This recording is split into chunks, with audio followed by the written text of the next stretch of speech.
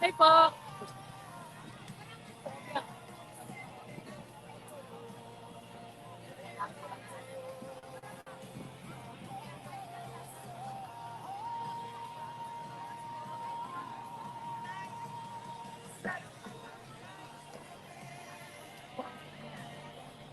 Sawa.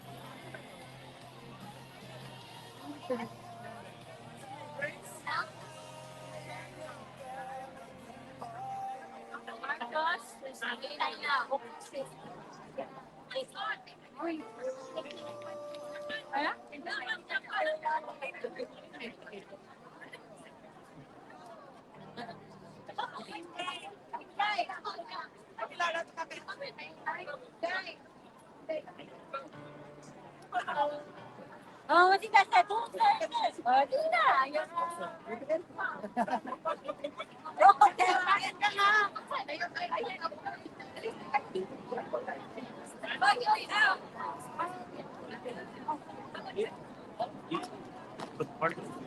Ha? So,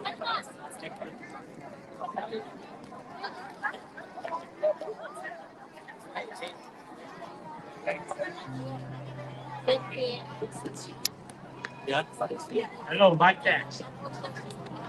Oh, sabay-sabay tayo, sabay-sabay! Tari po ang ating Panginoon!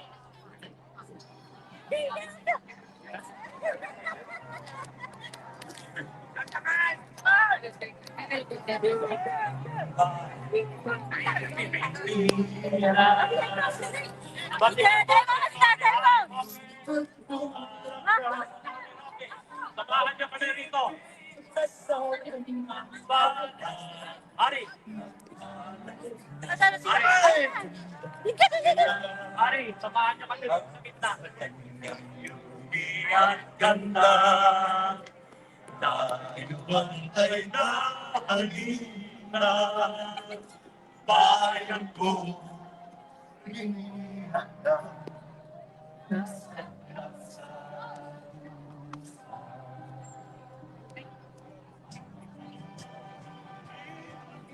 Upang malayang lumipas hingin mo at umiyak bayan sa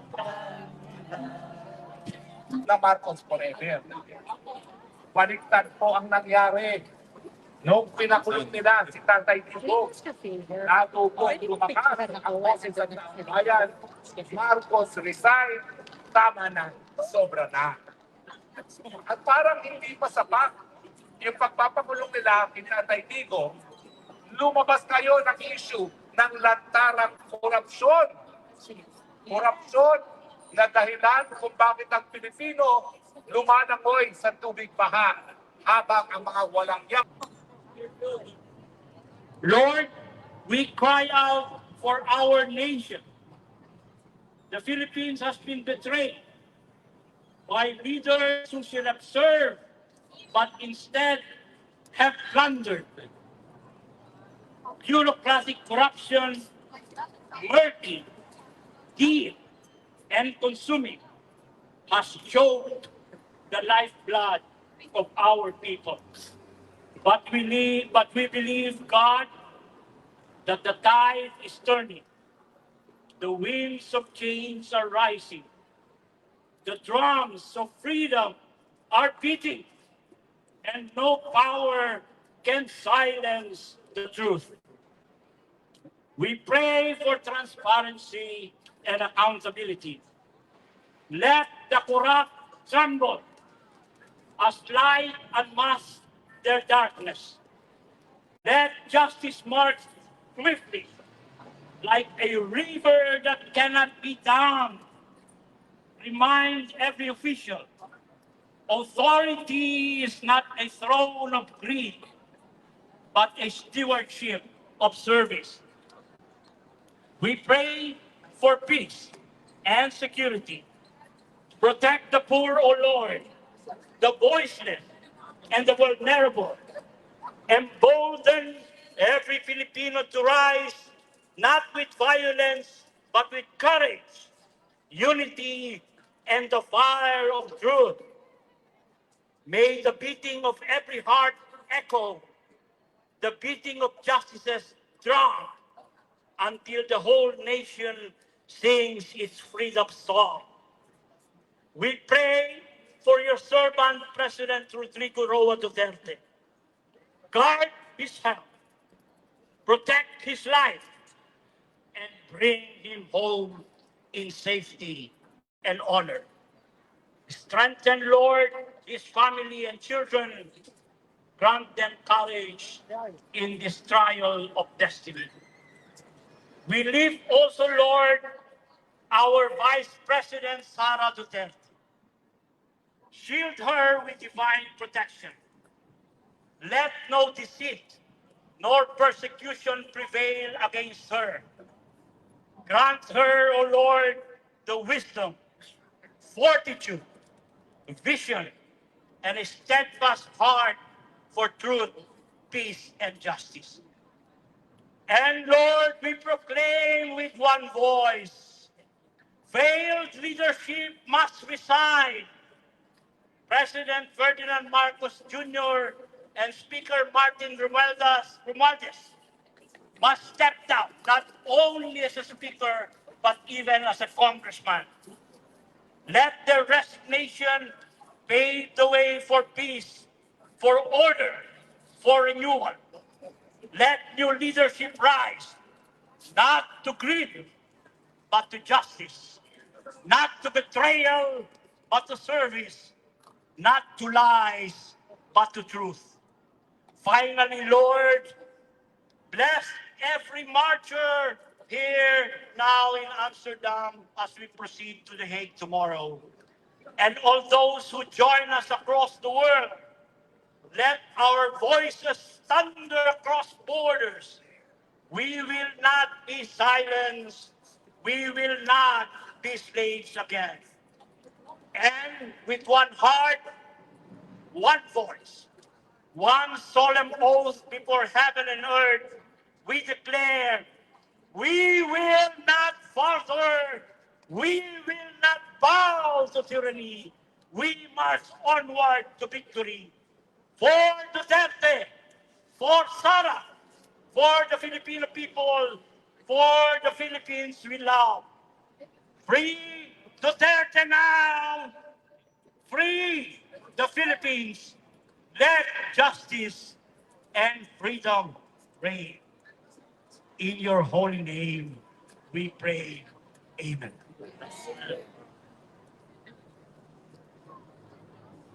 Babalik po natin ang microphone na yon kay Atty. Harry Roque.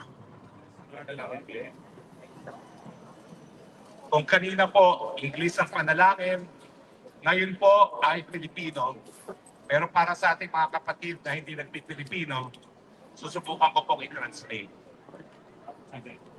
Ito po ang panalangin para sa katarungan at bagong liwanag ng bayan.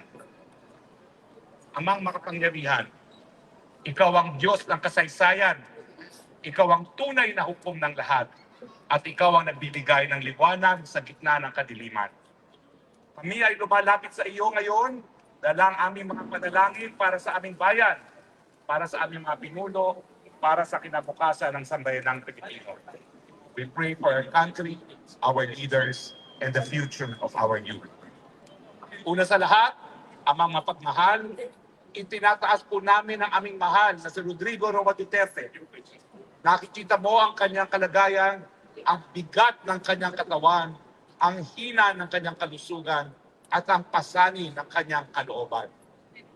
Panginoon, pagkalooban mo siya ng kapayapaan, lakas, at katiwasayan. Huwag mong hayaan na siya ay lalo pang magdusa, sa halip, iparamdam mo sa kanya ang iyong yakap ng pag-ibig at ang katiyakang hindi siya kailanman nag-iisa. We pray for President Duterte. We pray that you give him hope and you give him sustenance to move forward. O Diyos ng katarungan, idinudulog namin ang ginawa sa Kanya, ang sapilitang panginitap sa Kanya patungo sa Hague. Ikaw ang nakakaalam ng lahat at ikaw ang nakasaksi kung paanong nilabag ang kanyang dagal at karapatan. O Lord of Justice, we bring to you the kidnapping of our president. You witnessed how he was kidnapped. You witnessed how his rights were violated. Iniilig namin, Panginoon, na maghari ang hustisya laban sa mga nagplano at nagsagawa ng kanyang kalupitan. Naway managot sila ayon sa iyong banal na kalooban at sa batas ng tao. We ask that justice be done against those behind this kidnapping. May they be brought to justice soon. Amang banal, tinatawag din namin ang iyong gabay para sa mga maestrado na nakatalaga sa kanyang kaso. We ask also that you touch the hearts of the judges. Liwanagin mo ang kanilang mga puso at isipan.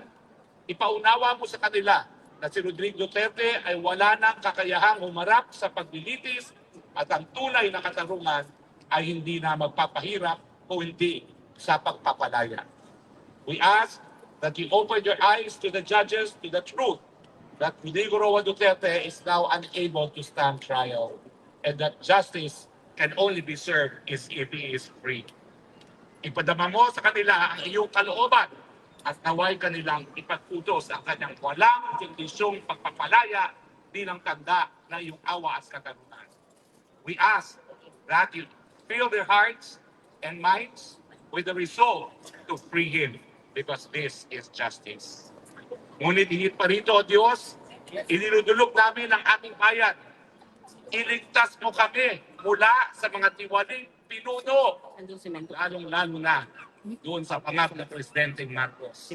Sa mga nalulong sa kapangyarihan ng bisyo, sa mga corrupt at drug craze na nagpapahirap sa aming sambayanan. Huwag mong hayaang ang kasinungalingan ay magmukhang katotohanan na ang kasakiman ay nagmumukhang tagumpay. We bring to you, O Lord, the leaders of our country, drug craze as they may be. Do not allow them to perpetrate their rape. Panginoon, inilalapit natin sa iyo muli itong Ferdinand Marcos Jr. at ang kanyang pamumuno.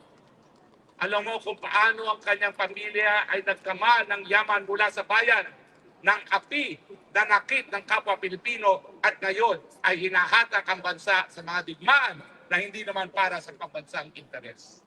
We bring to you Ferdinand Marcos Jr., who you know plundered the nation, oppressed the Filipino people, tortured our people, and now has dragged the country to war. Inihiling namin na huwag mo niyang hayaang magpatuloy ang kanyang pamumuno na puno ng kasakiman, kahinaan at pagkalulong. We ask that you put an end to his reign. Naway matapos na ang madilim na kabanata ng kasaysayan, ito sa lalong madalim na panahon. May his reign end soonest.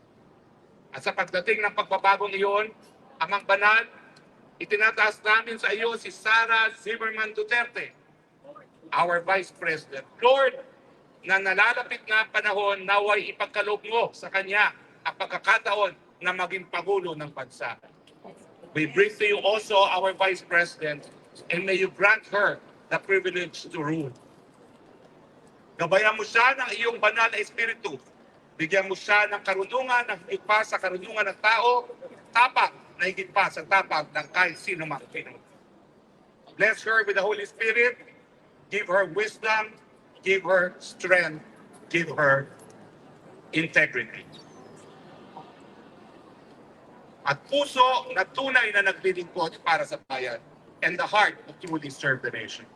Naway sa kanyang pamumuno ay maihatid niya ang bansa sa tamang landas, palayo sa kasakiman at kasinungalingan at patungo sa liwanag ng katarungan, kapayapaan at kaludaran.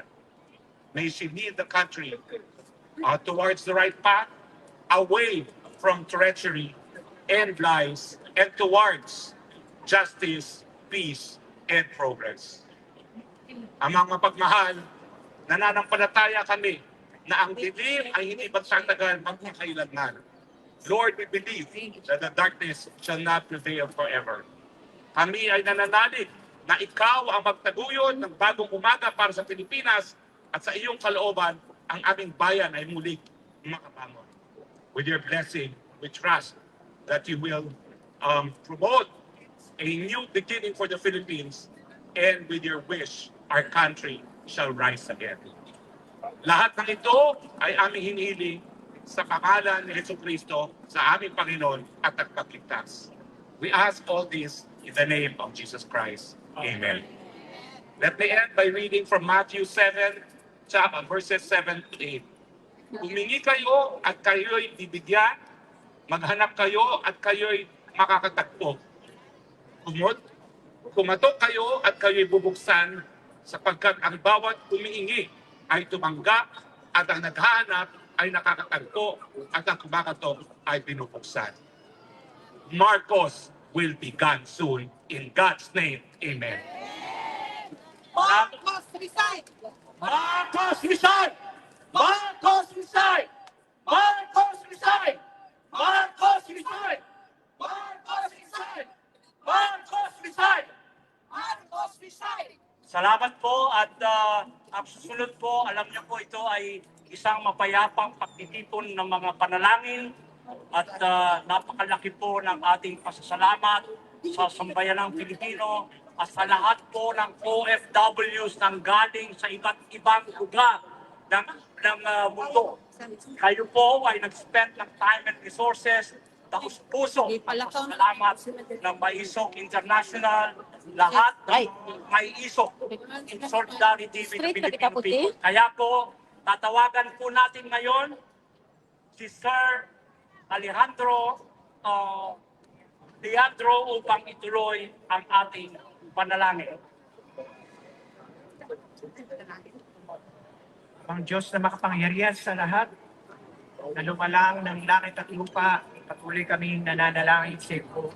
Nagpapasalamat po kami sa lahat ng aming mga kababayan sa iba't ibang sulok ng mundo na nakikisa sa panalangin ito. Alam namin na ikaw po ang makapangyarihan Diyos na nakatunghay dyan sa iyong kaharian dyan sa langit.